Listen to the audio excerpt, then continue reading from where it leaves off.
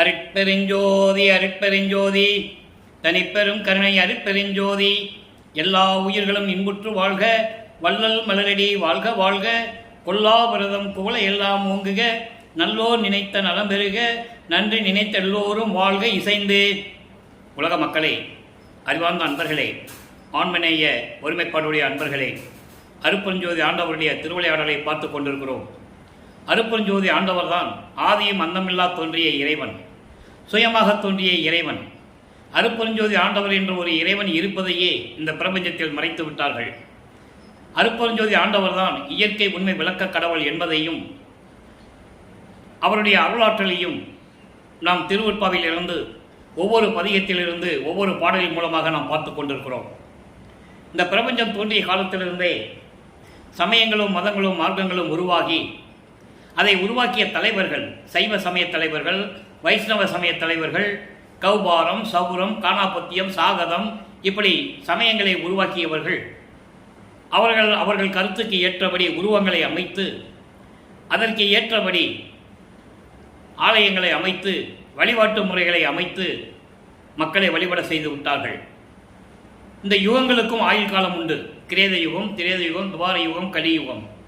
மார்க்கங்களுக்கும் ஆயுள் காலம் உண்டு, சமயங்களுக்கும் ஆயுள் காலம் உண்டு.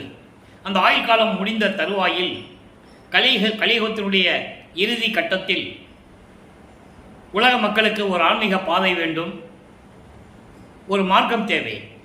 அது சுத்த சன்மார்க்கமாக இருக்க வேண்டும்.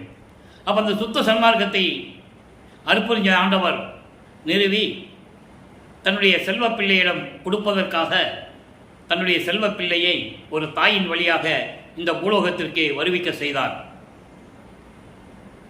வல்லப்பெருமானவர்கள், பிள்ளை பெருமானவர்கள் வருவிக்க உற்ற பிறகு 8 ஆண்டுகள் வரையிலும் தான் யார் என்று தெரியாத நிலையில் இருந்து கொண்டிருக்கிறார்கள். 9வது ஆண்டிலே இறைவன் வந்து ஆட்கொண்ட பிறகு இறைவனால் வருவிக்க உற்றவன் என்ற நிலை தெரிகிறது. இறைவனை பற்றி முறையீடு செய்வதற்கும் இறைவனை பற்றி பாடுவதற்குமான ஞானம் அவரிடம் கிடைக்கிறது. ஞானம் கிடைத்து விடுகிறது. அதன் பிறகு 9வது ஆண்டிலிருந்து 12 ஆண்டுகளுக்குள் இறைவனால் வருவிக்க உற்றவன் என்ற நிலை தெரிந்தும் கூட இறைவன் வந்து எந்த அருளையும் கொடுக்கவில்லை என்ற நிலையில் முறையீடு செய்கிறார். அதுதான் திருவருள் முறையீடு. திருவருள் முறையீடு மொத்தம் 232 பாடல்களை கொண்டது. இதுவரையில் 92 பாடலுடைய விளக்கங்களை நாம் பார்த்திருக்கிறோம். திருவருள் முறையீடிலிருந்து தான் அருட்பெருஞ்சோதி ஆண்டவருடைய திருவிளையாடல் தொடங்குகிறது.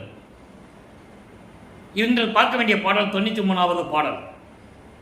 இந்த நிலையில் உங்களுக்கு பாடல் வந்து புரியாவிட்டவர்கள் கூட, புரியலைனால் கூட விளக்கங்கள் எளிமையாக இருக்கும். ஒவ்வொரு 1ஆம் திருமுறையிலிருந்தும் 2ஆம் திருமுறையிலிருந்தும் 3ஆம் திருமுறையிலிருந்தும் 4ஆம் திருமுறையிலே என்ன நடக்கிறது என்பதையும், அதன் பிறகு அருட்பெருஞ்சாண்டவர் தன் மகனுக்கு சுத்த சன்மார்க்கத்தை கொடுத்த பிறகு எப்படியெல்லாம் நிலைகள் மாறுகின்றன, எப்படியெல்லாம் இறைவன் வந்து அருளை கொடுத்து தனது மகனை இறைவனாக்கினார் என்பதையும் ஒவ்வொரு பாடலின் மூலமாக நாம் பார்த்து கொண்டிருக்கிறோம். அந்த வகையில் இன்று நாம் பார்க்க வேண்டிய பாடல் 93வது பாடல். பாடலை நல்லா கவனிங்க. இவருக்கு இறைவனால் வருவிக்க உற்றவன் மகன் என்ற நிலை மட்டும் தெரிகிறது. மீதியெல்லாம் மறைப்பு நிலையில் இருந்து கொண்டிருக்கிறது. அதாவது ஒரு தாயின் வழியாக வருவிக்க செய்யும் போது அந்த தாயின் கருவறையிலே இருந்த அருட்பெருஞ்சாண்டவருடைய திருவிளையாடல்களெல்லாம் நாம் பார்த்து விட்டோம். கருவறை இருட்டாக என்று சொல்லும்போது மகன் சொல்லும்போது தந்தை வெளிச்சம் ஒளி காட்டியது. பசி என்று சொல்லும்போது அருளமுதம் ஊட்டியது. புழுக்கமாக என்று சொல்லும்போது காற்றே வரவில்லையே அப்படின்னு நினைக்கும் போது அமுத காற்று வீசியது. அதன் பிறகு தில்லையிலே சிதம்பர ரகசியத்தை காட்டியது. இப்படியெல்லாம் நம்ம திருவிளையாடலை பார்த்தோம். அதன் பிறகு இவருக்கு அந்த மறைப்பு நிலை ஏற்படுகிறது.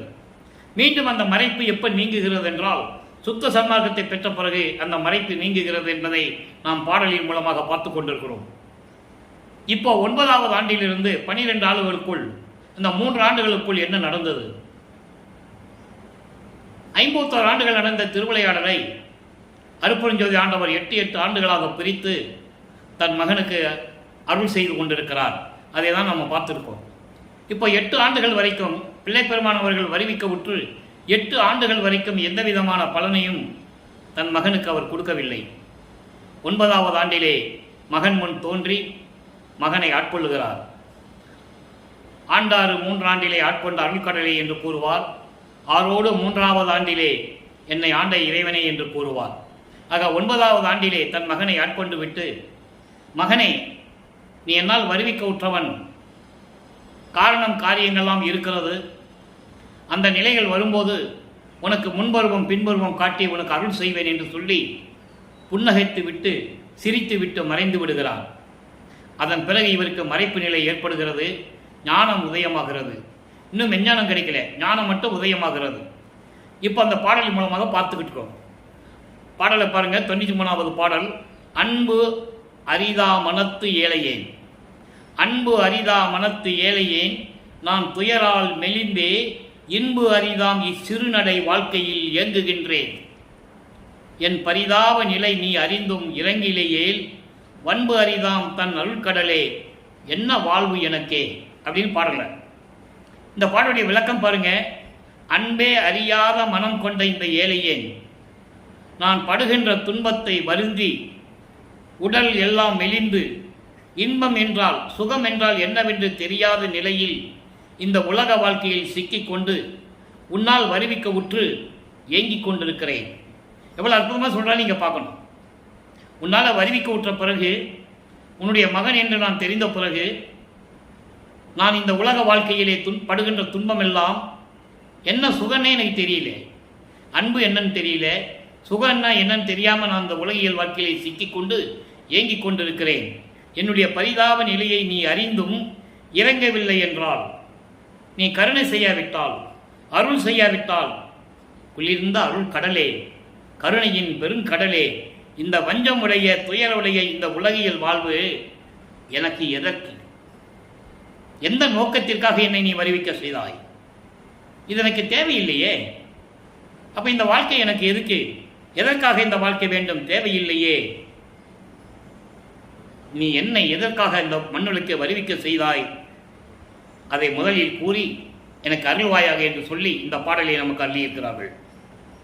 அவருடைய மனநிலை எப்படி இருக்குன்னு நீங்க புரிஞ்சுக்கணும். இந்த நிலையில் இருக்கும்போது 13வது ஆண்டு தொடங்குகிறது. வருவிக்க உற்று 13வது ஆண்டில் திருவொற்றியூர் செல்லுகிறார். அங்கே 2ஆம் திருமுறை பதிகங்கள் உருவாகின்றன. மொத்தம் 11 பதிகங்கள் இதுவரைக்கும் பார்த்துருக்கோம். திருவொற்றியூரில் நடந்தது ஒரு பிரயோஜனம் இல்லை. நல்லா புரிஞ்சுக்கணும். நீங்க இறைவனை போறது, இறைவனை பார்த்து விண்ணப்பம் வைக்கிறது, இப்படியே தான் காலங்கள் ஓடிக்கிட்டு இருக்கு. இப்போ திருமுல்லை வாயிலுக்கு போறாரு. ஒருவேளை திருமுல்லை வாயிலுக்கு போனா அங்கே இறைவனுடைய அருளை பெறலாமோ என்ற எண்ணத்தில் நமது பிள்ளை பெருமான் அவர்கள் திருமுல்லை வாயிலுக்கு செல்லுகிறார்கள். அங்கே இறைவனிடம் எப்படி வேண்டுகிறார்? பதிகம் 12 அருளியல் வினாவல். எனக்கு நீ அருளை கொடுக்க வேண்டும் என்று சொல்லி இறைவனிடம் முறையீடு செய்வது, அது திருமுல்லை வாயிலில் நடக்குது. இன்னைக்கு 2வது பாடல். பூங்கொடி இடையை புணர்ந்த செந்தேனே, புத்தமுதே, மறைப்பொருளே, வாங்கொடி விடைகொள் அண்ணலே, முல்லை வாயில் வாழ் மாசிலாமணியே.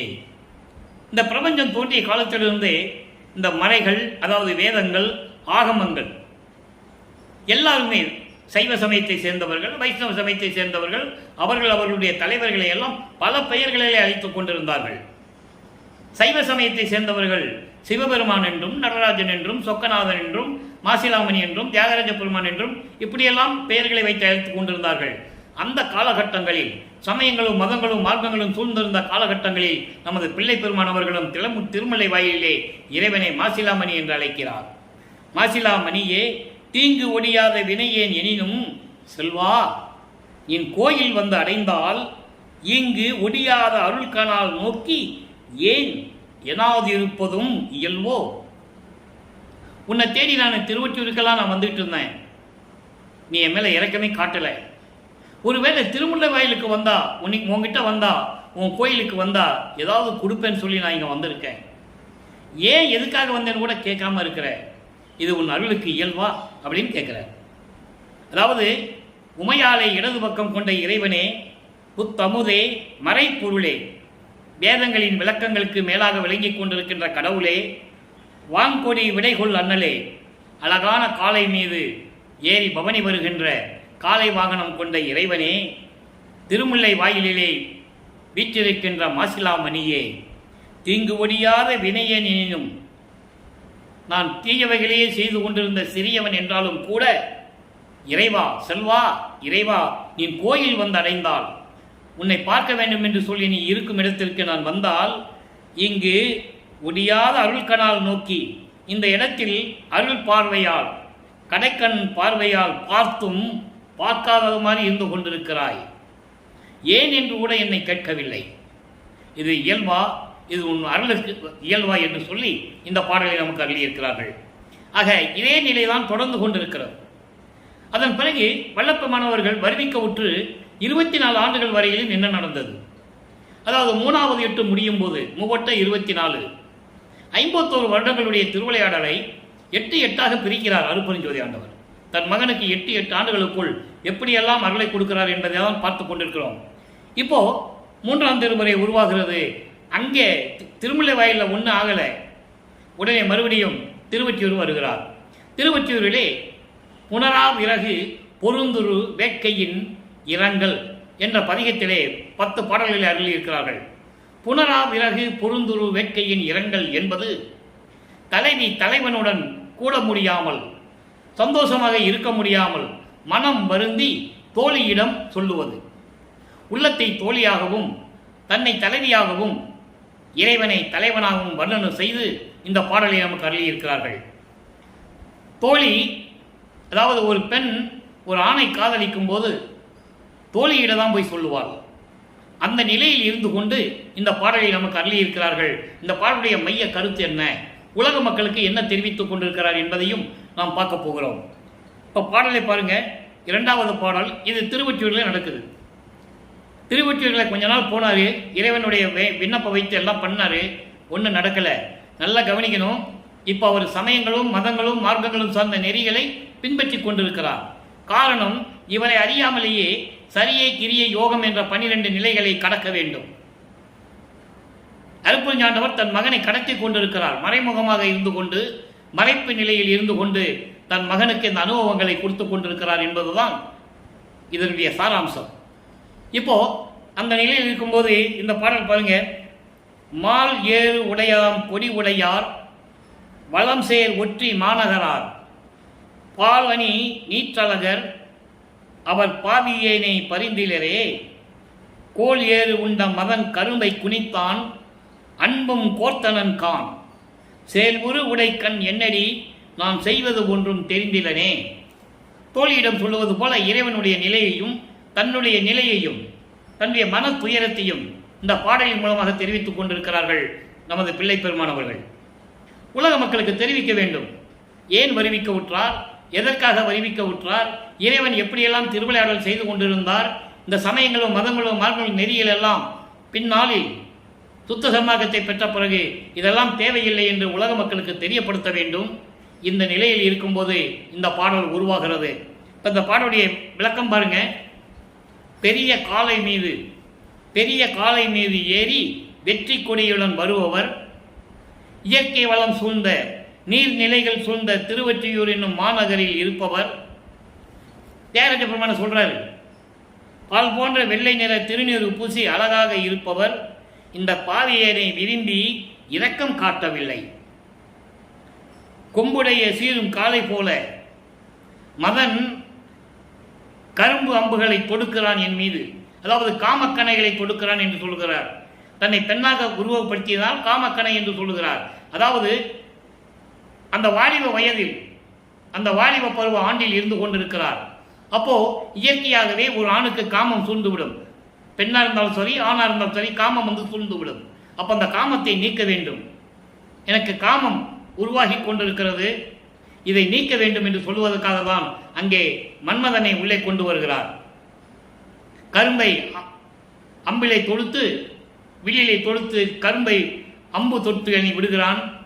அப்படிப்பட்ட நிலையில் இருந்து நான் இருந்து கொண்டிருக்கிறேன். மீன் போன்ற அழகான கண்ணுடைய என் தோழியே, நான் என்ன செய்வதென்று எனக்கு தெரியவில்லை.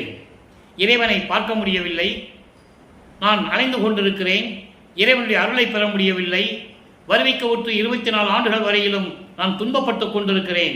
இந்த நிலையில் இருக்கும்போதே உலக மக்களே, என் மனம் எப்படி துன்பப்படுகிறது என்பதை நான் தெரிவித்துக் கொள்கிறேன் என்று சொல்லி இந்த பாடலை நமக்கு அருளியிருக்கிறார்கள். இறைவனால் வருவிக்க உற்ற மகன் என்று தெரிந்தும் கூட இந்த நிலையில் அவர் இருந்து கொண்டிருக்கிறார்கள் நமது பிள்ளை பெருமானவர்கள். காரணம், இந்த பிரபஞ்சத்தில் எவ்வளவோ திருவிளையாடல்களை சொன்னார்கள். வல்லப்பெருமானவர்கள் வருவிக்க விட்டு 202 ஆண்டுகள் முடியப் போகிறது. வல்லப்பெருமானுடைய அருள் நிலையையும் அவர் எப்படியெல்லாம் இந்த மண்ணுலகிற்கு வந்து எப்படியெல்லாம் இருந்தார் என்பதையும் உலக மக்களுக்கு யாரும் சொல்லவில்லை. அதனாலே வல்லப்பெருமானை ஒரு சாதாரண மனிதனாகவே சித்தரித்துக் கொண்டிருக்கிறார்கள். ஏதோ ஒரு சாமியார் என்று சொன்னார்கள், துறவி என்று சொல்லுகிறார்கள், ஞானி, யோகி, விஞ்ஞானி, சீர்திருத்தவாதி, பாடலாசிரியர், இப்படி தான் சொல்லிட்டு இருக்காங்க. நல்லா புரிஞ்சுக்கணும் நீங்கள். ஆனால் அவருடைய நிலையை நம் திருவருட்பாவில் கண்கூடாக பார்க்கிறோம். இப்போ வருவிக்க உற்று 24 ஆண்டுகள் வரையிலும் நமது பிள்ளை பெருமானவர்கள் திருவொற்றியூர் செல்லுவதும், திருமுல்லை வாயில் செல்லுவதும், திருவழித்தாயத்துக்கு செல்லுவதும், அடுத்த பதியம் திருவழித்தாயம் தான். அங்கெல்லாம் சென்று இறைவனை வேண்டி மன்றாடி கொண்டிருக்கிறார். ஏன்னால் அப்படிதான் மகனை இருக்க வைத்துக் கொண்டிருக்கிறார் இறைவன். அப்போ 24 ஆண்டுகள் வரைக்கும் நமது பிள்ளை பெருமான் அவர்களுக்கு எந்த விதமான அருளையும் இறைவன் கொடுக்கவில்லை. இப்போ இவருக்கு அப்போ அந்த நிலை வரைக்கும் சுத்த சன்மார்க்கம் என்னன்னு அவருக்கு தெரியாது. அருட்பெருஞ்சாண்டவர் தான் இறைவன் என்று சொல்ல முடியாதவரால் எல்லாமே மறைப்பு நிலையில் இருந்து கொண்டிருக்கிறது. இப்போ 4வது திருமறை உருவாகிறது. 4வது திருமறை உருவாகும் போது வல்லப்பெருமானவர்கள் வருவிக்க உற்று 32 ஆண்டுகளுக்குள் இருந்து கொண்டிருக்கிறார். குறிப்பாக சொல்ல வேண்டுமென்றால் 25வது ஆண்டிலிருந்து 32 ஆண்டுகளுக்குள், ஏன்னா 24 ஆண்டுகள் வரைக்கும் எந்த விதமான அருளையும் பெற முடியவில்லை. அதன் பிறகு 25வது ஆண்டிலிருந்து 32 ஆண்டுகளுக்குள், அந்த 8 ஆண்டுகளுக்குள் என்ன நடந்தது என்பதை தான் இப்போ நம்ம பார்க்க போகிறோம். அதற்கு முன்னால் 27வது ஆண்டில் தனக்கோடி அம்மையாருக்கு தாலி கட்டி திருமாங்கல்யம் பூட்டி அந்த அம்மாவுக்கு மோட்ச வீட்டை காட்டி விமோசனத்தை கொடுத்தவர். இது இறைவனுடைய திருவிளையாடலில் ஒரு முக்கியமான திருவிளையாடல். ஏன்னா அங்கே பிரம்மனும் திருமாலும் ருத்திரனும் போன்ற தேவர்கள், வானவர்கள் அங்கே காத்துக்கிட்டு இருக்காங்க. இதில் 2 பொருள் உண்டு, பாடலில் இருக்கு. அப்போ ஏன் காத்துட்டு இருக்காங்கன்னா, எப்படியாவது மகனை பார்ப்பதற்கு அருட்பெருஞ்சாண்டவர் வருவார்ல, அப்போ நம்ம அவனை பார்த்துடணும்னு சொல்லி வராங்க. மணவரையில் இவங்க மணவரையில் இருக்கும்போது அவங்க மக்களோட மக்களாக உட்கார்ந்துட்டு இருக்காங்க. அது மானிட பிறவிகளுக்கு தெரியாது. அப்போ அருட்பெருஞ்சாண்டவர் அங்கே வரல. மகனுடைய திருமணத்திற்கு அருட்பெருஞ்சாண்டவரும் சிவகாமி வள்ளியும் வரவில்லை. அப்போ சொல்றாரு, தாயும் தந்தையும் திருமணத்திற்கு வரவில்லை என்று என் மனம் ஏங்கியதுன்னு சொல்லுவார். அதுக்கப்புறம் 2 குதிரை மாட்டின தேர்வில் வந்து மணமக்கள் ஆசீர்வாதம் செய்தது, அதெல்லாம் பாடல்கள் உண்டு. அதை நம்ம பின்னால் பார்க்க போகிறோம். இப்போ இந்த நிகழ்வை மட்டும் மனசில் வச்சுக்கங்க. ஏன்னா 27வது ஆண்டில் நடந்த ஒரு நிகழ்வு, இறைவனுடைய திருவிளையாடல். இவர் தனக்கோடி அம்மையாருக்கு அந்த விமோசனம் கொடுப்பதற்காகத்தான் அந்த அம்மையார் அவர்கள் நமது பிள்ளை பெருமானர்கள் வருவிக்க உற்ற அந்த சொந்தத்தில் அக்கா மகளாக வருகிறார். இது ஏற்கனவே நிர்ணயிக்கப்பட்டது, விண்ணுலகத்திலே நிர்ணயிக்கப்பட்டது. பாடலிலே உண்டு, பாடல்கள் உண்டு. அந்த பாடலெல்லாம் நம்ம விளக்கத்தை பார்த்துருக்கோம். இப்போ அருட்பிரகாசமாலே உருவாகிறது 100 பாடல். இப்போ இந்த நிலை நடக்கும்போது நம்ம பிள்ளை பெருமாள் என்ன பண்ணுறாருன்னா, மனம் வேதனைப்பட்டு இனிமேல் நம்ம எங்கேயும் போகக்கூடாது, வீட்டு கதவை பூட்டி தாப்பா போட்டுக்கிறார். இறைவன் வந்தால் கதவை திறந்து உள்ளே வரட்டும், நான் இனிமேல் எங்கேயும் போகிறதில்லைன்னு சொல்லி உள்ளே உட்காந்துட்டார். அப்போது இறைவன் இனிமேல் மகனை ஏமாற்ற முடியாது, மகன் உறுதியாக இருந்து கொண்டு விட்டான். 2வது ஆண்டுகளும் கடந்து கொண்டிருக்கிறது. இனி 9 ஆண்டுகளில் எல்லாருமே கொடுக்கணும், மகனுக்கும் கொடுக்கணும். அப்போது அவர் மகனை தேடி தெருவழியாக நடந்து வருவது போல போக்கு காட்டி வருகிறார். அதை பாடலிலே சொல்லுகிறார் நமது பிள்ளை பெருமானவர்கள். அதை பார்த்துட்டு இருக்கோம். நல்லா கவனிங்க. பதிகம் 2 அருட்பிரகாசமாலை பாடல் 18 மொத்தம் 100 பாடல்களை கொண்டது. இதுவரைக்கும் 17 பாடலுடைய விளக்கம் பார்த்துருக்கோம். காரணம் என்று உரைக்கின்ற நாரணனும் அயனும் கனவிடத்தும் காண்பறியா கலலடிகள் வருந்த ஊரனவி நடந்து எளியேன் உறையும் இடம் தேடி உவந்து எனது கைதனிலே ஒன்று கொடுத்து, ஒன்று அண்டர்லைன், ஒன்று கொடுக்குறார். ஒன்றுன்னா என்னது? அருள்கொடை. என்ன அருள்கொடை கொடுத்தான்றதை நம்ம பின்னால் பார்க்க போகிறோம். ஒன்று கொடுத்து இங்கே ஏரனவி உரைக மகிழ்ந்து என உரைத்தாய், நின் சீர் யாது அறிந்து புகன்றேன், முன் யாது தவம் புரிந்தேன். அண்டர்லைன். முன் யாது தவம் புரிந்தேன், பாரனவி அன்பரெல்லாம் பறிந்து புகழ்ந்து ஏத்த பனியணிந்து மணிமன்றுள் நடம் செய்யும் பதியே. இது பாடல். இப்போ பாடலுடைய விளக்கம் பாருங்க. காரணம் என்று உரைக்கின்ற நாரணன். காரணம் என்பது வித்யா தத்துவங்களுடைய தலைவன். வித்யா தத்துவம் என்பது 7 தத்துவங்கள், மொத்தம் 36 தத்துவங்கள்.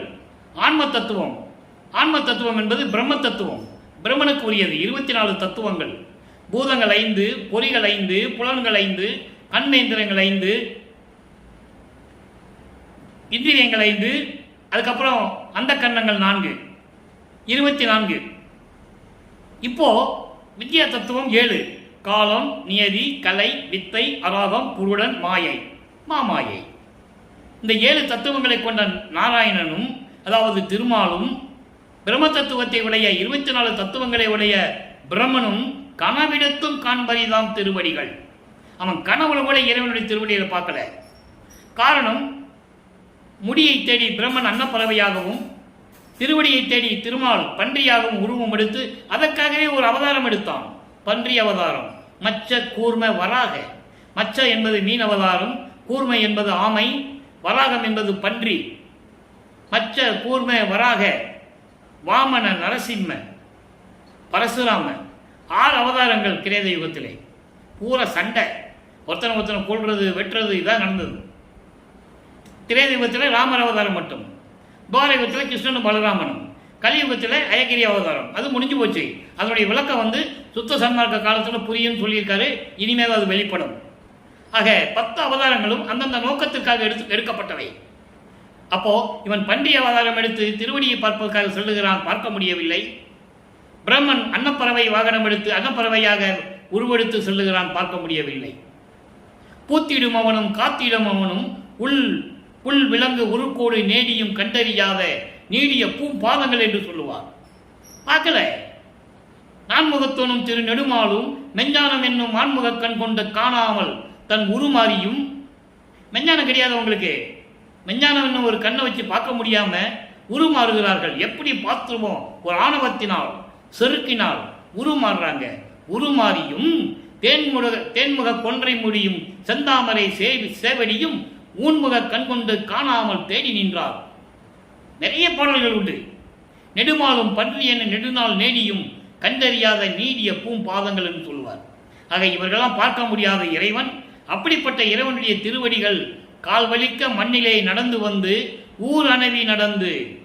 ஊர் அணவி என்பது இந்த பூலோகத்திற்கு வந்து எழுந்தருளி, இறைவனை சொல்றார், இந்த பூலோகத்திற்கு வந்து எழுந்தருளி நான் இருக்கும் ஊரிலே என்னை தேடி, நான் இருக்கும் இடத்தை தேடி, நான் தங்கிய இடம் தேடி, உறையும் இடம் தேடி, நான் தங்கிய இடம் தேடி மகிழ்ந்து எனது கைதனிலே ஒன்று கொடுத்து, ஒரு அருள் கொடையை கொடுத்து, இங்கே என்ன இந்த பூலோகத்தில் இன்னும் அவர் மேலே கூட்டு போல, அவரை சுத்தசன்மார்க்கம் தரணும், சாகா கல்வியெல்லாம் தரணும். இன்னும் கூட்டு போல ஏம சித்தியை கொடுத்துட்டாரு. அதை நம்ம அன்பு மாலையிலே பார்த்துட்டோம், பிரசாத மாலையிலையும் பார்த்துட்டோம். இப்போ இங்கே இந்த பூலோகத்தில் ஏரணவி உரைக மகிழ்ந்து அருள் ஆற்றலோடு இந்த பூலோகத்திலே இங்கே இருப்பாயாக என்று சொல்லி எனக்கு எல்லாரையும் கொடுத்தாய். உன் சீர் யாது அறிந்து புகன்றேன். உனது அருள் வல்லமையை நினைத்துதான் இதை நான் சொல்லுகிறேன். முன் யாது தவம் செய்தேனோ, சென்ற யுகங்களிலே நான் என்ன தவம் செய்தேன் என்று எனக்கே தெரியவில்லை. ஏன்னா அவர் மறைப்பு நிலை இருக்குது, என்ன தவம் செஞ்சாருன்னு தெரியாது. ஏன்னா அப்போ சமயங்களையும் மதங்களையும் மரங்களையும் சார்ந்து இருந்தவர். அவங்களே என்ன பண்ணுவாங்க, கடலுக்கடியில் போயிருப்பாங்க தவம், மலைக்கு கோயிலில் போயிருப்பாங்க, உடம்புல புத்து வளர வரைக்கும் உட்கார்ந்துக்கிட்டு இருப்பாங்க. அது அந்த காலத்தில் நடந்தது 4 யுகங்களிலுமே. சுத்த சன்மார்க்கத்தில் தவம் கிடையாது. நோவாத நோன்பு நோற்றவரும் என்னை போல் நோற்றவரும், எஞ்சான்றும் சாதாவரம் என்னை போல் சார்ந்தவரும், தேவானின் பேரருளை என்னை போல் பெற்றவரும், எவ்வுலையை யார் உலர் சற்றே அறை என்று கூறுவார்.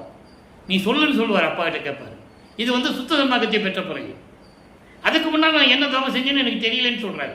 ஒவ்வொரு யுகத்திலையும் இருந்தவர் அவர். அதுக்கான ஆதாரங்கள் திருவருட்பாவில உண்டு, யாரும் மறுக்க முடியாது. ஒவ்வொரு யுகத்தில் எப்படி இருந்தாருன்னு திருவருட்பாவில விளக்கங்கள் இருக்கு. அப்போ முன்னால் என்ன தவம் செஞ்சேன்னு எனக்கு தெரியலன்னு சொல்றாரு.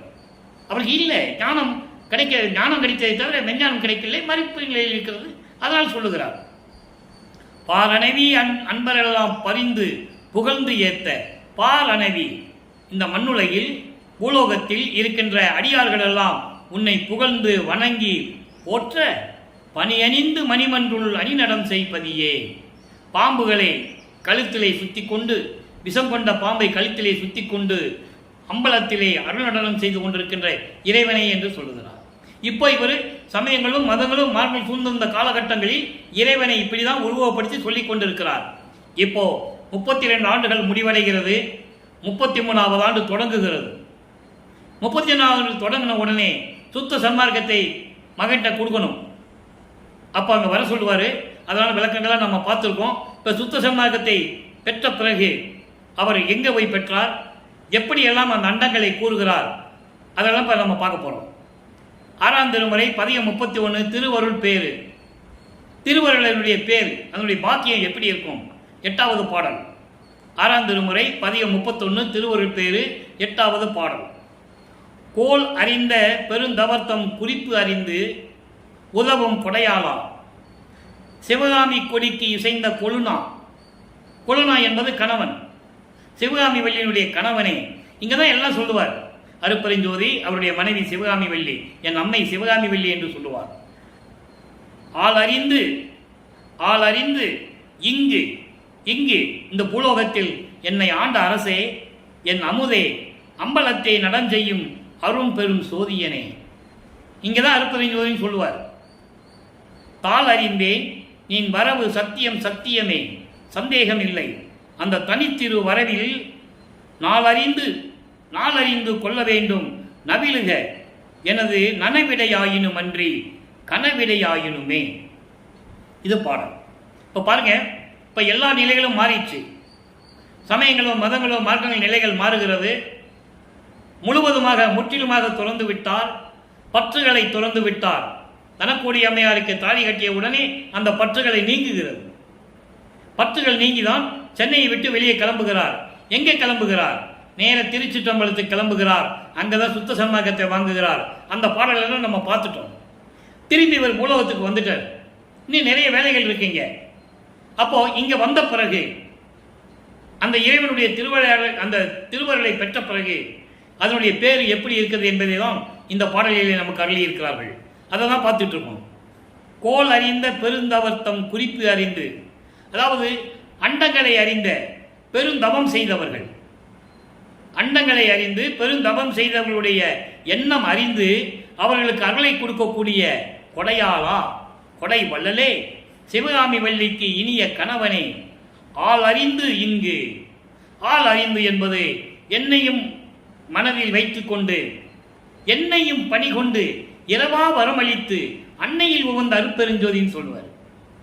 அப்போ ஆள் அறிந்து என்பது என்னையும் மனதில் கொண்டு நமது மகனாயிற்றை என்று தெரிந்து இந்த பூலோகத்திற்கு இங்கே என்னை ஆண்ட அரசே, இந்த பூலோகத்தில் என்னை ஆண்ட அரசே. அதாவது ஒரு தாயின் கருவறையிலே இருக்கும்போது எப்படி ஆட்கொண்டார், தில்லையிலே சிதம்பர ரகசியம் காட்டும் போது 5 மாத வருவிக்க உற்று 5 மாத குழந்தையிலே இருக்கும்போது எப்படி அருள் செய்தார், அதன் பிறகு எப்படி அவருக்கு மறைப்பு நிலை ஏற்பட்டது, அதன் பிறகு 9வது ஆண்டில் ஆட்கொண்டதை இங்கே சொல்லுகிறார். நமது மகனாயிற்றே, அவனை ஆட்கொள்ள வேண்டுமே என்று நினைத்து ஆளறிந்து என்னுடைய நிலையை அறிந்து, நான் படுகின்ற துன்பத்தை அறிந்து, என்னுடைய மனவேதனையை அறிந்து இந்த பூலோகத்திற்கு வந்து என்னை ஆண்ட அரசே, என் அமுதே, அம்பலத்தை நடம்புரியும் அரும் பெரும் ஜோதியனே, அருப்பெருஞ்சோதி ஆண்டவரே. ஏற்கனவே அருப்பெருஞ்சோதி ஆண்டவர் என் ஆண்டவர் நீரே என்ற ஒரு பதியத்திலே நாம் பார்த்தோம். 32 ஆண்டுகள் வரைக்கும் இந்த மண்ணுலகை வருவிக்க உற்று 32 ஆண்டுகள் வரைக்கும் அருப்பெருஞ்சோதி சொல்லப்பட்டார். அதன் பிறகுதான் சொல்லுவார் அருப்பெருஞ்சோதி ஆண்டவர் தான் இயற்கை உண்மை விளக்க கடவுள். இப்போ அவருக்கு மறைப்பெல்லாம் நீங்கிடும். பிரபஞ்சத்தின் உண்மைகள் பூரா அவருக்கு வந்துருக்கும். என்னென்ன நடந்தது, எந்தெந்த யுகத்தில் என்னென்ன நடந்தது, மூலப்பொருள் யார், இயற்கை உண்மை விளக்க கடவுள் யார் என்ற நிலை இப்போதான் அவருக்கு தெரியும். அப்போ அப்படிப்பட்ட அருப்பெருஞ்சோதியனே, தாள் அறிந்தேன், உன்னுடைய திருவடிகளை நான் பற்றி கொண்டேன். நீ வரவு சத்தியம் சத்தியமே, இது சந்தேகமில்லை. உலகத்திற்கு போ சொன்னாய் வந்து விட்டேன். இனிமேல் நீங்க வருவது சத்தியம்தான், இதில் எந்த விதமான சந்தேகம் இல்லை. அந்த தனித்திரு வரவில் அந்த தனி திருவரவில் அருப்பெருஞ்சோதி என்ற வடிவில், அந்த வடிவில் நாளறிந்து கொள்ள வேண்டும். நீ எப்போ வருவேன்னு எனக்கு தெரியணும். நீ எப்போ வருவ? நாளறிந்து கொள்ள வேண்டும். நவிலுக, நீ சொல்லு, எப்போ வரணும்னு சொல்லு. எனது கனவுல சொல்லு, இல்லை நனவுல சொல்லு. முழிப்பு நிலையில் இருக்கும்போது சொல்லு, நினைவில் இருக்கும்போது சொல்லு, இல்லை நான் தூங்கும்போது கனவுல உணர்ந்து சொல்லு. நனவிலும் கனவிலுமாவது எனக்கு நீ தெரிவிக்க வேண்டும். நேரில் வர வேண்டும், இல்லை என்றால் கனவிலாவது நீ எனக்கு தெரிவிக்க வேண்டும். எப்போது வருவாய்? இதை தான் கடைசியில் சொல்வார். என் சாமி, என் துரை, என் உயிர் நாயகனார் இன்று நான் இருக்கும் இடத்தில் வந்து அமர்கின்றார். பின்சாரம் 2.5 நாளிகைக்குள் எனது பேர் உடம்பில் கலந்து பிரியாது இருப்பார். அது ஃபைனல், அதான் கிளைமேக்ஸ். இப்போ கேட்குறார், நீ எப்போ வருவ? எப்போ எனக்கு அருளை கொடுப்ப? நீ வருவது சத்தியம்தான், நீ எப்போ வருவேன்னு சொல்லி கேட்குறாரு. இப்போ அடுத்த பதியத்துக்கு போகிறோம். பதியம் 32, திருமண் விண்ணப்பம். இப்போ அருள் கொடை ஒன்று கொடுத்தாருன்னு சொன்னோம். 4ஆம் திருமுறையிலே அற்புத சமாளியில் சொல்லும்போது 1 கொடுத்தார். அதனுடைய நிலை என்ன, என்ன கொடுத்தார்? அப்போ இவர் விண்ணப்பம் வைக்கிறார், நீ எப்போ பூலோகத்துக்கு வருவ? அந்த தேதியை நீ எனக்கு சொல்லணும், அந்த நாளை எனக்கு சொல்லணும் அப்படின்னு சொல்லி விண்ணப்பம் வைக்கிறார். அப்படி அந்த நிலை வரும்போது எப்படி விண்ணப்பம் வைக்கிறார்? 8வது பாடல், திருமுன் விண்ணப்பம் 8வது பாடல், பதியம் 33. எல்லாமே பாடல் மூலியமாக சொல்கிறோம். ஏன்னா உண்மை மக்களுக்கு புரிய வேண்டும். கற்பனையாகவோ கதையாகவோ சொல்லக்கூடாது. ஏற்கனவே 202 வருஷமா கற்பனையிலும் கதையிலும் நிலையை சொல்லிட்டாங்க வல்லப்பெருமானை பற்றி.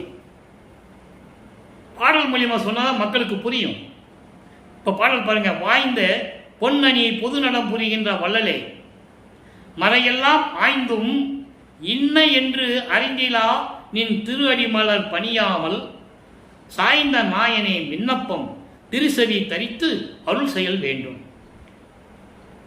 ஏய்ந்த இவ்வுடல் இம்மையே திருவருள் இயல் உடல் உருமாறே. ஒரு அருள் கொடையை கொடுத்துட்டு நீ பூலோகத்தில் சந்தோஷமா இருன்னு சொல்லிட்டு போயிட்ட. அதனுடைய செயல் என்ன? அதனுடைய செயலாற்றல் என்ன? எப்படிப்பட்ட அருளை எனக்கு நீ கொடுப்ப? இந்த பாடல்ல சொல்றாரு. எப்படின்னா, அதாவது பொன் போன்று, அதாவது தங்கம் போன்று மின்னிக் கொண்டிருக்கின்ற, தங்கம் போன்று பொருந்திய அழகான திருச்சி சம்பளத்திலே அருள் நடனம் செய்து கொண்டிருக்கின்ற வள்ளலே, வேதங்கள் எல்லாம் தேடியும் மறையெல்லாம் ஆய்ந்தும் என்று சொல்லுகிறார். வேதங்கள் எல்லாம் தேடியும் கடவுள் எப்படி இருப்பார் என்று கூட அறிந்து கொள்ள முடியவில்லை. அதை நிறைய பாடல சொல்வார். அளவு இருந்த நெடுங்காலம் சித்தர் யோகர் அறிஞர் மலர் ஐயன் அனந்த வேதம் களவு இருந்தும் கருணாதி இருந்தும் செய்யும் கடுந்தபத்தும் காண்பரிதாம் கடவுளாகி மகாதேவ மாலையில் சொல்லுவார். அதை அப்போ அந்த நிலையில் இருக்கின்ற இறைவன், அப்படிப்பட்ட இறைவன் உன்னுடைய திருவடி மலர்களை, உன்னுடைய திருவடிகளை நான் வணங்காமல் சமயங்களையும் மதங்களையும் மார்க்கங்களையும் சார்ந்து கொண்டிருந்தேனே, மாயைகளையும் மயக்கங்களையும் சூழ்ந்து கொண்ட நிலையில் நான் இருந்து கொண்டிருந்தேனே. இப்போ அந்த விண்ணப்பம் வைக்கிறேன், இதை உன் செவியில் கேட்டு உன் காதில் கேட்டு எனக்கு அருள் செய்ய வேண்டும். எப்படி? உன்னால் வருவிக்க விட்டதனால் எடுத்த இந்த அழியும் உடல் மனித பிறவி, மானிட பிறவி. அவர் தேகம் ஏற்கனவே முத்தேகம் கொண்டது. நல்லா புரிஞ்சுக்கணும். உலக மக்களுக்காக இதை தெரிவிக்கணும். உலக மக்கள் உண்மையை புரிஞ்சுக்கணும். ஒரு தாயின் வழியாக வந்தால் அவன் மானிட பிறவி, அப்படிதானே? இறைவனுடைய திருவிளையாடலை மக்களிடம் யாரும் சொல்லவில்லை என்பதனால் அதை உலக மக்களுக்கு தெரிவிக்கிறார்கள் அந்த பிள்ளை பெருமானவர்கள். எப்படி இறைவனிடம் சொல்லுவது போல, தன் தந்தையிடம் சொல்லுவது போல சொல்றாரு. ஏய்ந்த இவ்வுடல் உன்னால் வருவிக்க விட்டதனால், ஒரு தாயின் வழியாக இந்த பூலோகத்திற்கு வருவிக்க விட்டதனால் எடுத்த இந்த மனித உடல் இம்மையே, இந்த பூலோகத்திலேயே எல்லாரும் அறியும்படி இம்மையே திருவருள் இயல் உடல் உருமாறே. உன்னுடைய உடல் முத்தேகம் எப்படிப்பட்டது? சுத்த தேகம், புரண தேகம், ஞான தேகம். உன்னுடைய உடல் எனக்கு வரணும். இதை நிறைய பாடலை சொல்லுவார் திருப்பாலே. அந்த பாடலெல்லாம் நம்ம பார்த்துருக்கோம். இன்னும் போக போக விளக்கங்கள் வரும்போது அந்த பாடல் உங்களுக்கு வரும். முத்தேகமாகிய சுத்த தேகம், புரண தேகம், ஞான தேகம் உன்னுடைய உடல் திருவருள் இயல் உடல். உனக்கு இருக்கின்ற 3 உடல்களையும் தேகங்களையும் 3 தேகங்களையும் எனக்கு கொடுக்க வேண்டும். இந்த பூலோகத்திலே எல்லாரும் அறியும்படி எனக்கு என்னை ஆட்கொண்டு நீ அருள் செய்து கொடுக்க வேண்டும் என்று சொல்லி இந்த விண்ணப்பம் வைக்கிறார். அடுத்து பாருங்க, பதிகம் 34, இறை எளிமையை வியத்தல். இப்போ விண்ணப்பம் வச்சுட்டாரு. விண்ணப்பம் வச்சுட்டாருன்னா எப்படி அருளை கொடுத்தாரு சொல்லணும்ல. உலக மக்களுக்கு சொல்றாரு இறை எளிமையை வியத்தல். இறைவனிடத்தை பெற்ற அருளை உலக மக்களுக்கு எளிமையாக சொல்லுவது. 8வது பாடல் நல்ல கவனிங்க. பொது நடம் செய்யும் மலரடி என் தலைமையிலே அமைத்தி. திருச்சிற்றம்பலத்திலே அருள்நடனம் செய்யக்கூடிய உடைய திருவடிகளை எனது சிரசில் எனது தலைமையில் வைத்து ஆசீர்வாதம் செய்தீர், வரம் கொடுத்தீர். இதை ஒரு பாடலில் சொல்லுவார். திருவருட்பாவில் 6ஆம் திருமுறையில் சொல்லுவார். திண்ணையிலே படுத்திருக்கிறாரு. அப்பா வருவார்னு அவருக்கு தெரியும். சும்மா படுத்திருக்கிறார். அப்பனுக்கும் தெரியும், அருப்பஞ்சாண்டவருக்கு தெரியும், இவன் சும்மா தூங்குற மாதிரி நடிக்கிறான்னு தெரியும். அவர்களுக்குள்ள ஒரு ஊழல், தந்தை மகன் என்ற ஊழல் நடந்து கொண்டிருக்கிறது. அப்போ இவர் தலைப்பக்கத்தில் அவர் கால் வச்சு அந்த பக்கம் தலை வச்சு அருப்பஞ்சாண்டவர் என்ன பண்றாரு, தன்னுடைய பாதத்தை கொண்டு போய் மகன் தலைமையில வைக்கிறார். அவர் தெரியாத மாதிரி ஏதோ தலைமையில இருக்குன்னு சொல்லி தட்டி விடுறாரு. திருப்பி இவர் பாதத்தை தூக்கி அவர் தலைமையில வைக்கிறார். இப்ப திருப்பி அவர் தூக்கும் போது பாதத்தை நகர்த்த முடியல, இவர் அழித்து வச்சுக்கிட்டார் அருப்பஞ்சோதி ஆண்டவர். அதை தான் இங்க சொல்றாரு. அப்படிப்பட்டவனுடைய திருவடிகள் திருச்சிற்றம்பலத்திலே அருள்நடனம் செய்து கொண்டு அருளாட்சி செய்து கொண்டிருக்கின்ற உங்களுடைய திருவடிகளை என் தலைமையில் வைத்து வரம் கொடுத்தீர், அமைத்தீர், ஆசீர்வாதம் செய்தீர், புத்தமதம் அளித்தீர். புத்தமதம் என்பது சுத்த சன்மார்க்கம். நல்லா புரிஞ்சுக்கணும் நீங்க. புத்தமதம் என்பது சுத்த சன்மார்க்கத்தை கொடுத்தீர், என் புண்மையெல்லாம் பொறுத்தீர், எனது தவறுகளையும் குற்றங்களையெல்லாம் மன்னித்தீர்கள், சதுமறை ஆகமங்கள் எல்லாம் சாற்றறிய பெரிய தனித்தலைமை தந்தையரே. எப்படி சதுமறை? சதுமறை என்பது 4 வேதங்கள். ரிக் வேதம், யசுர் வேதம், சாம வேதம், அதர்வன வேதம். ஆகமங்கள் 28 நூல்கள், ஆகம நூல்கள். இவையெல்லாம் சொல்ல முடியாத அளவிற்கு சொல்லக்கூடிய அரிது அவங்களுக்கு இல்லை. சாற்றுவதற்கு அரிதான அந்த பெரிய தனித்தலைமை தந்தையர். தனித்தலைமை சுத்த சன்மார்க்கத்தின் தலைவன் எனது தந்தை அருப்பெருஞ்சோதி ஆண்டவர். அப்படி தந்தையரே சாகாத வரமும் சொல்லிட்டாரா? சாகாத வரமும். சாகாத வரம் எப்படி கிடைக்கும்? சுத்த சன்மார்க்கத்தில் இருந்தால் தான் கிடைக்கும். அதை தான் உலக மக்களுக்கு சொல்றார். மரணமில்லா பெருவாழ்வில் வாழ்ந்திடலாம் கண்டேன், புனைந்துரையேன் பொய் புகழேன், சத்தியமே சொல்லுகின்றேன், பொற்றவையில் சிற்றவையில் புகுந்தருணம் இதுவே. ஞானசரியில முதல் பாட்டு. நினைந்து நினைந்து உணர்ந்து உணர்ந்து நெகிழ்ந்து நெகிழ்ந்து அன்பு நிறைந்து நிறைந்து ஊற்றலும் கண்ணீர் அதனால் உடம்பு நனைந்து நனைந்து. இறைவனை எப்படி கூப்பிட சொல்றாரு? அருளமுதே, நன்னிதியே, ஞான நடத்தரசே, என் உரிமை நாயகனே, வனைந்து வனைந்து ஏத்துதனா ஒம்பின் உலகியலீ. இப்படியெல்லாம் போற்றி போற்றி நம்ம வணங்கணும் வாங்கன்னு சொல்றாரு. ஆக அப்படிப்பட்ட இறைவன் மரணமில்லா பெருவாழ்வு சாகா வர வேணும்னா சுத்த சன்மார்க்க நெறிகளோடு இருக்க வேண்டும். அதுக்கு பெரிய விளக்கம் இருக்கிறது. 1 வருஷம் சொல்லணும்.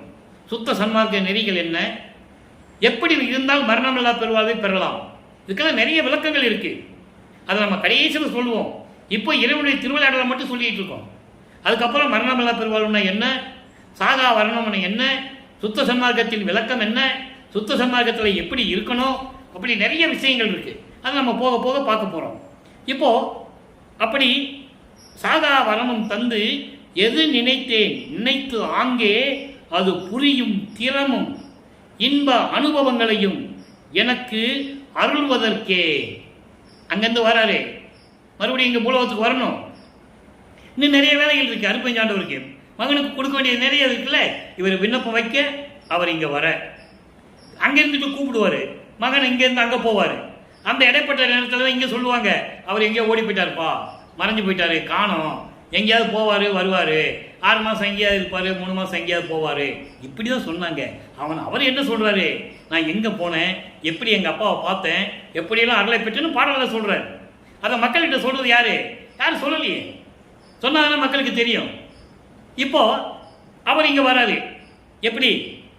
எது நினைத்தேன், நான் என்ன நினைத்தனோ அதெல்லாம் எனக்கு கொடுப்பதற்காக. நினைத்தது அங்கே, நான் எப்படி நினைத்தனோ அப்படி கொடுப்பதற்காகவும், அது புரியும் திறமும், அதை செயலாற்றக்கூடிய அந்த வல்லமை, அருள் வல்லமை, அந்த செயலாற்றக்கூடிய அருள் வல்லமையையும் இன்ப அனுபவ நிலவையும் இறைவனுடைய பேரின்ப நிலையையும் எனக்கு அருள்வதற்காகவே இது தருணம் என்றேன். இதான் நல்ல நேரம், சீக்கிரம் வா என்று நான் சொன்னேன். என்பதன் முன் என்பது நான் சொல்லுவதற்கு முன்னால், அந்த சொல் அடங்குவதற்கு முன்னால், நீ வா என்று சொன்னேன். அது முடிவதற்கு முன்னால், நான் சொன்னது முடிவதற்கு முன்னால் வந்து எல்லா அருளையும் கொடுத்தீர். என்பதற்கு முன் கொடுத்தீர். பூலோகத்துக்கு வந்து நான் சொல்வதற்கு முன்னாலே எனக்கு கொடுத்தீர். என் புகழுவேன். நான் என்ன சொல்றது, எப்படி சொல்றது? என் தந்தையினுடைய கருணையை நான் எப்படி சொல்லுவது? என்புடை நும் அன்பு இருந்தவாறே, என்னிடம் உனக்கு அவ்வளவு அன்பு இருந்திருக்கிறது. அதை நான் இப்பொழுது தெரிந்து கொண்டேன். என்புடை என்றால் என் மேல் எவ்வளவு அன்பு இருந்திருக்கிறது, எவ்வளவு கருணை இருந்திருக்கிறது, எவ்வளவு தயவு இருந்திருக்கிறது என்று எனக்கு இதுவரையில் தெரியாமல் போய்விட்டதே. அதனால்தான் நான் சொல்லுவதற்கு முன்னால், நீ வா, இவன் வந்து இங்கே அருளை கொடுன்னு சொல்லுவதற்கு முன்னாலேயே என் முன் எழுந்தருளி எல்லாவற்றையும் கொடுத்துட்டேயே அப்படின்னு சொல்றார். அற்புதமான இடம். இப்போ அடுத்து பாருங்க, உண்மை கூறல் ஒரு பதிகம், 36வது பதிகம் உண்மை கூறல். அங்கே 8வது பாடல். உண்மையை சொல்லணும்ல, மக்களுக்கு தெரியப்படுத்தணும், உண்மைகளை தெரியப்படுத்த வேண்டும். பிரபஞ்சத்தின் உண்மைகளை உலக மக்களுக்கு தெரியப்படுத்த வேண்டும். இவர் இறைவனிடம் பெற்ற அருளையும் அந்த உண்மைகளையும் உலக மக்களுக்கு தெரியப்படுத்த வேண்டும். கரைக்கணம் இன்றியே கடல் நிலை செய்தே. நல்ல கவனிக்க நண்பர்களே. கடல் அவை அனைத்தும் கரை என்று நிலையுற அடல் அனல் அமைத்த அருட்பெருஞ்சோதி. இது அகவல்ல வரும். கடலுக்கு கரை இருக்கா? கரை கிடையாது. இப்போ ஏன் அது கடல் தண்ணி அப்படியே இருக்குது, உலகத்துக்குள்ள வராம, நிலப்பரப்புக்குள் வராம ஏன் அப்படி நிற்குது? அந்த இறைவனுடைய செயலை சொல்லுகிறார்.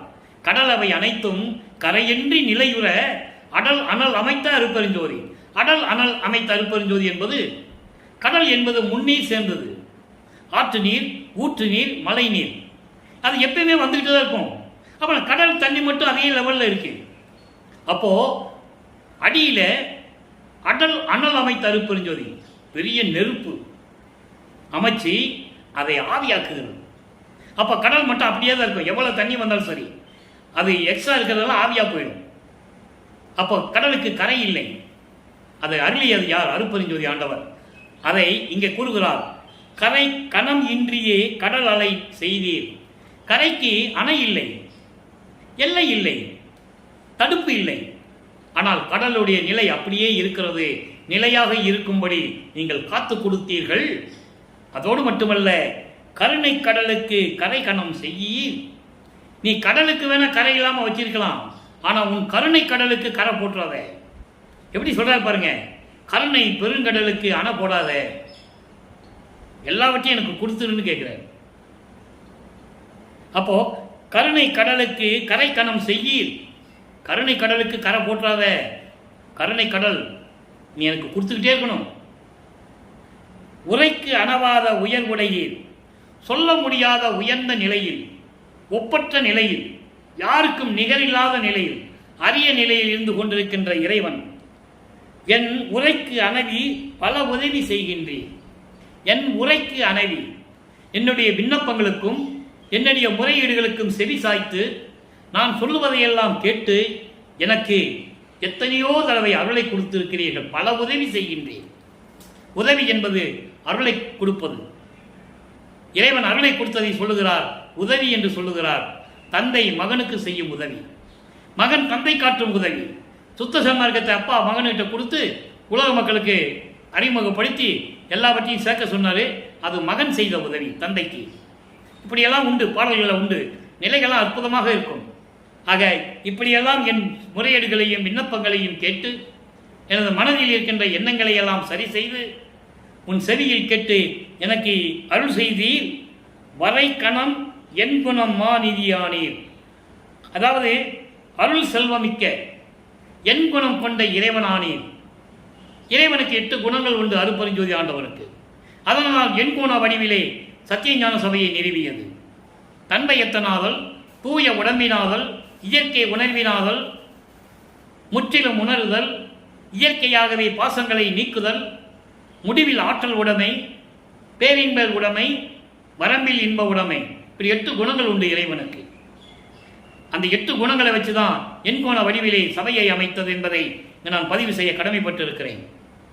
திருச்சிற்றம்பலத்தில் இருக்கின்ற சபை சத்தியஞான சபை. அங்கே உலக மக்கள், மானிட பிறவிகள் செல்ல முடியாது, மனிதர்கள் செல்ல முடியாது என்பதற்காக பூலோகத்திலே ஒரு சத்தியஞான சபை வேண்டும் என்பதற்காகத்தான் இங்கே வடலூரிலே சத்தியஞான சபையை நிறுவினார்கள் நமது இறைவன் வல்லப்பெருமான் அவர்கள் என்பதை இங்கே நான் பதிவு செய்ய கடமைப்பட்டிருக்கிறேன். ஆக சத்தியஞான சபையினுடைய நிலை என்ன, அதனுடைய பொற்சபை சிற்றமையுடைய விளக்கங்கள் என்ன, அதோடு மட்டுமல்லாமல் எப்படி சத்தியஞான சபைக்குள் இருந்து இறைவனை வழிபட வேண்டும் என்ற நிலைகள் எல்லாம் இருக்கிறது. அதை நம்ம பின்னால் பார்க்க போகிறோம். இப்போ இறைவனுடைய திருவிளையாடலை மட்டும்தான் பார்த்துட்டு இருக்கோம். நிறைய விஷயங்கள் இருக்கு, வருடக்கணக்கில் சொல்லிக் கொண்டிருக்கலாம். அவ்வளவு நிலைகள் அருட்பாவிலே இருக்கிறது. சுத்த சன்மார்க்கத்தினுடைய நிலைகள் என்ன, அதெல்லாம் நம்ம போக போக பார்க்க போகிறோம். இப்போ அப்படி எண்குணம் கொண்ட அருள் செல்வம் கொண்ட இறைவனே, வாய்மையில் குறித்த நும் வரவு கண்டல்லால், இனி வரணும், நீ உன்னுடைய வரவை நான் பார்க்காமல் வாய்மையில் குறித்த உண்மையாகவே சொல்லுகின்றேன். நீ என்ன சொன்ன, நீ போ மகனே, நீ பின்னாலே வர்றேன்னு சொன்ன. அப்படி உண்மையை நம்பி நான் மறுபடியும் பூலோகத்துக்கு வந்துட்டேன். உன்னுடைய வரவை பார்க்காமல், உன்னுடைய வரவை நான் எதிர்பார்த்து கொண்டிருக்கிறேன்.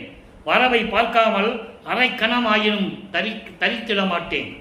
இனிமே அரை பொழுது கூட என்னால் சகித்துக் கொள்ள முடியாது. போதுண்டா சாமி, 12 ஆண்டு தொடங்கி இன்றைய பகல் வரை நான் பட்ட பாடை, இந்த பாடை, அதாவது இந்த மண்ணுலகில் இந்த படியில் நான் பட்ட பாட்டை நினைக்கில் மலையும் உருகுமே, கரையுமே, இரும்பும் கரையுமே, உருகுமே, நெய்யல் வியப்பில் சொல்லுவார். அதனால உன்னுடைய வரவை பார்த்துட்டு தான் நீ மற்ற வேலையெல்லாம் நான் செய்ய ஆரம்பிப்பேன்னு சொல்லி அந்த உண்மை குரல்ல உண்மையை சொல்றாரு. இப்போ வரம்பில் வியப்பு நல்லா கவனிங்க. வரம்பில் வியப்பு பதிகம் 38. அன்பர்களை, நான் ஏற்கனவே கூறியது போல ஏன் பாடலை சொல்லி விளக்கம் சொல்லுகிறேன் என்பதை நீங்கள் புரிந்து கொள்ள வேண்டும். இதை நான் கதையா சொல்லிட்டு போயிடலாம், ஒரு கோர்வையா கதையா சொல்லிட்டு போயிடலாம். அது மக்களுக்கு உண்மைன்னு புரியணும். எதை நான் வேணும்னு சொல்ற மாதிரியும் கதை சொல்ற மாதிரி இருக்கக்கூடாது. அதனால ஒரு பாடலை சொல்லி அந்த பாடலில் எந்த விளக்கம் இருக்கிறது என்பதை உங்களுக்கு விளக்கி கொண்டிருக்கிறேன். இறைவனுடைய தயவாலயம் கருணையாலயம் என்பதை நீங்கள் புரிந்து கொள்ள வேண்டும். இப்போ வரம்பில் வியப்பு, வரம் என்பது இறைவனிடமிருந்து பெற்ற அருள் ஆற்றல். அது எப்படிப்பட்ட வியப்பு, அதிசயத்தக்கது. 8வது பாடல் பதிகம் 38 6ஆம் திருமுறை. உள்ளவாம் அண்ட கோடி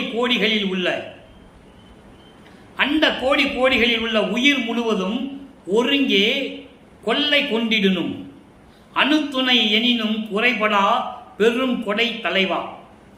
இறைவனை பற்றி 2 வரியில் சொல்றார். எப்படி இந்த பிரபஞ்சத்தில் இருக்கின்ற கோடான கோடி அண்டங்கள்ல இருக்கிற அத்தனை உயிரினங்களும் உன்னுடைய அருளை கொள்ளை அடிச்சுட்டு போனாலும் சரி, முழுவதுமாக எடுத்துக்கிட்டாலும் சரி, ஒரு அணு கூட குறையாதான். அவ்வளவு அருள் இருக்கான் இறைவன்கிட்ட. அதை சொல்றாரு, உள்ளவாம் அண்ட கோடி கோடிகள்.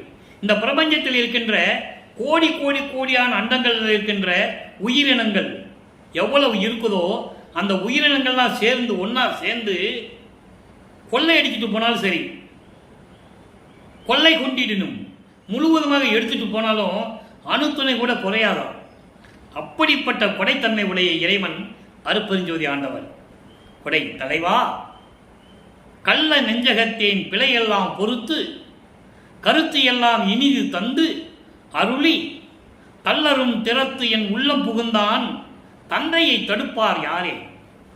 எப்படிப்பட்ட தந்தை, என் தந்தை என் உள்ளத்தில் வந்துவிட்டான், யார் தடுக்க முடியும்? அப்படி இறைவன் யார்? கோடான கோடி அண்டங்கள் இருக்கின்ற உயிரினங்கள் அத்தனையும் அவருடைய அருள் செல்வத்தை கொள்ளையடிச்சிட்டு போனாலும் சரி, முழுவதுமாக எடுத்துட்டு போனாலும் சரி, அணு அளவு கூட குறையாது. அப்படிப்பட்ட கொடைவள்ளல் தன்மை கொண்ட இறைவன் என் தந்தை அருட்பெருஞ்சாண்டவர் சுத்த சன்மார்க்கத்தின் தலைவன் என்று சொல்கிறார். கள்ள நெஞ்சகத்தின் குற்றமுள்ள இந்த நெஞ்ச உடையவனை, இவர் ஏன் குற்றமுள்ள நெஞ்சன்னு அடிக்கடி சொல்றாரு? நீங்க நல்லா கவனிக்கணும். ஏன்னா அவர் மனம் குறுகுறுக்கிறது. சமயங்களிலும் மதங்களிலும் மார்க்கங்களில் இருந்துவிட்டு மானம் போய் ஏளனமாக எல்லாரும் பேசி அவரை சிரித்து இப்படியெல்லாம் பண்ணாங்க. அப்போ அந்த குற்றம் எல்லாம் தீர்க்கணும்ல. அப்போ சுத்த சன்மார்க்கத்துக்கு வந்த பிறகு அதெல்லாம் நீக்கிட்டாருன்னு சொல்றாரு. குற்றம் அஞ்சகத்தின் பிழையெல்லாம் பொறுத்து அந்த தவறுகளை எல்லாம் மன்னித்து என் உள்ளமெல்லாம் இனிது தந்து எல்லா அருளையும் கொடுத்து அருளி தள்ளரும் திறத்து. தள்ளரும் திறத்து என்பது பிரியக்கூடியாத ஒரு நிலை, எப்பவுமே பிரியாத ஒரு நிலை. இதை அருட்பெருஞ்சோதி அகவலிலே சொல்லுவார். எம்மையினும் என்னை விட்டு இறையும் பிரியாது அம்மையும் அப்பனுமாம் அருட்பெருஞ்சோதி. அதை தான் இங்கே சொல்றார். தள்ளரும் திறத்து, விளக்க முடியாத நிலை, விலக்கி தள்ளிவிட முடியாத நிலை, ஒதுக்கிவிட முடியாத நிலையில் நிலையான நிலையில் இருந்து கொண்டு என் உள்ளத்தில் புகுந்தான். என் தந்தையை தடுப்பார் யாரே? என் தந்தையை யார் தடுக்க முடியும் என்று சொல்லுகிறார். இப்போ சொல்லிட்டாரா? இப்போ உள்ளத்தில் போயிட்டார்ல, அது போனதை வியந்து சொல்றாரு. உள்ளம் புகுந்த திறம் வியத்தல். உள்ளத்தில் எப்படி போய் புகுந்தார்? பதிகம் 39 8வது பாடல்.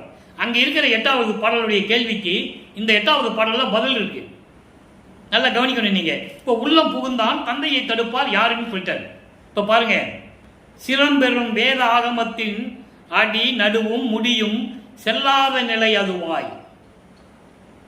வேதங்களும் ஆகமங்களும் அதனுடைய விளக்கங்கள், அடி விளக்கம், நடு, முடி, இப்படி 3 நிலைகள் இருக்கின்ற விளக்கங்களுக்கெல்லாம் யாரும் செல்ல முடியாத நிலையில் இருக்கின்ற இறைவன். செல்லா நிலை அதுவாய். அதுவாய் என்றால் இறைவன், அது என்றால் இறைவன்.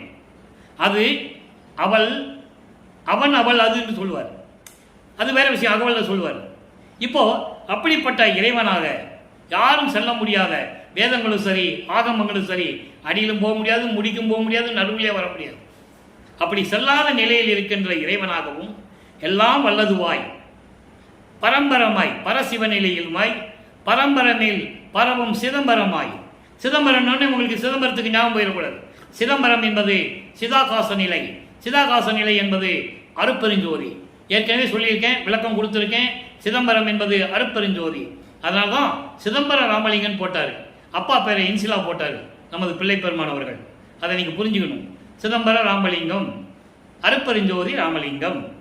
அப்போ அப்படி பரவும் வணங்கக்கூடிய சிதாகாச நிலையில், அருட்பெருஞ்சோதி நிலையில், பதிவெளியில், சுத்த சிவஞான வெளியில், கடவுள் வெளியில் விளங்குகின்ற மதி சிவ மேடையிலே, சிவஞான வெளியிலே, மெஞ்ஞான சிவஞான வேளையிலே, அந்த மேடையிலே தரம் குலவ அமர்ந்த திருவடிகள் பெயர்த்து. அருட்பிரகாசமாலையில சொன்ன திருவடிகள் வேற. இப்போ சுத்த சன்மார்க்கத்தை பெற்ற பிறகு குடிசைக்கு வராரு. எப்படி வராரு சொல்றாரு. தரம் குலவ அமர்ந்த, அதாவது அருள் பாங்கோடு விளங்கி கொண்டிருக்கின்ற அவருடைய திருவடிகள் மண்ணிலே கால் வதித்து அடியெடுத்து வைத்து, அதான் பெயர்த்து என்று சொல்லுகிறார். அடியெடுத்து வைத்து எனது சார்பு அடைந்து என்னிடம் அடைந்து என் எண்ணமெல்லாம் தந்தனை. நான் மனசில் என்னென்ன நினைச்சனோ எல்லாம் கொடுத்துட்ட என் அரசே. குரங்கு மன சிறியேனுக்கு இங்கு இந்த பூலோகத்தில் குரங்கு மனம் கொண்ட இந்த மகனுக்கு, மனதை குரங்காக பாவிக்கிறார். குரங்கு தான் தாவி தாவி போகும். அதே போல மனம் ஒரு நிலையில் இருக்காது. தாவி தாவி போகின்ற மனதை குரங்கு என்று சொல்கிறார். அப்படிப்பட்ட இந்த மகனுடைய மனதை இந்த பூலோகத்திலே இவ்வளவு அருளை கொடுத்து விட்டாயே, இது போதாதா? அதுவும் போதாதென்று இந்த கொடும் புலையேன் குடிசையிலும் குலவி நுழைந்தனையே, உள்ளம் என்னும் குடிசையிலும் குலவி நுழைந்தனையே என்று சொல்லுவார். குடிசையிலும் நுழைஞ்ச, என் உள்ளம் என்னும் குடிசையிலும் நுழைஞ்சிட்டேன்னு சொல்லுவார். ஆக எப்படி தந்தை தடுப்பார் யார் இல்லை என்று சொல்லுகிறாரோ, அந்த தந்தை எப்படி வந்து குடிசையிலே வந்து மகனோடு இருக்கிறார் என்பதை கூறுகிறார். இந்த குடிசை என்பது விளக்கம் நம்ம பின்னால் சொல்ல போகிறோம். இப்போ மனசில் வச்சுக்கங்க, சித்தி வளாகம். சித்தி வளாகத்தில் நடக்கிறது தான் இனிமேல் நம்ம பார்க்க போகிறோம். இந்த திருவிளையாடலாம் முடிஞ்ச பிறகு, அருட்பெருஞ்சோதி அருட்பிரகாச மாலை பாடலாம் முடிஞ்ச பிறகு, அருள் விளக்க மாலை, அனுபவ மாலை, இதெல்லாம் முடிஞ்ச பிறகு தான் சித்தி வளாகத்துக்கு நம்ம போவோம். அது வரைக்கும் இறைவனுடைய திருவிளையாடலை தான் நம்ம பார்த்துட்டு இருக்கோம். எனவே அன்பர்களே, நீங்களும் சுத்த சன்மார்க்கத்தில் இணைந்து கொலையும் புலையும் தவிர்த்து ஜோதியை வணங்கி அருட்பெருஞ்சோதி அருட்பெருஞ்சோதி தனிப்பெருங்கனை அருட்பெருஞ்சோதி மகாமந்திரத்தை உச்சரித்து இறைவனுடைய அருளையும் செல்வங்களை எல்லாம் பெற்று இந்த வையகத்தில் வாழ்வாங்க வாழ வேண்டும் என்று இறைவன் தயவாலையும் கருணையாலை வாழ்த்தி விடைபெறுகிறேன். இந்த வள்ளலார் ஊழியன் மீண்டும் நாளை சந்திப்போம். நன்றி, வணக்கம். அருட்பெருஞ்சோதி அருட்பெருஞ்சோதி, தனிப்பெருங்கருணை அருட்பெருஞ்சோதி. நாளையும் அருட்பெருஞ்சோதி ஆண்டவருடைய திருவிளையாடல் தொடரும். பார்த்து மகிழுங்கள்.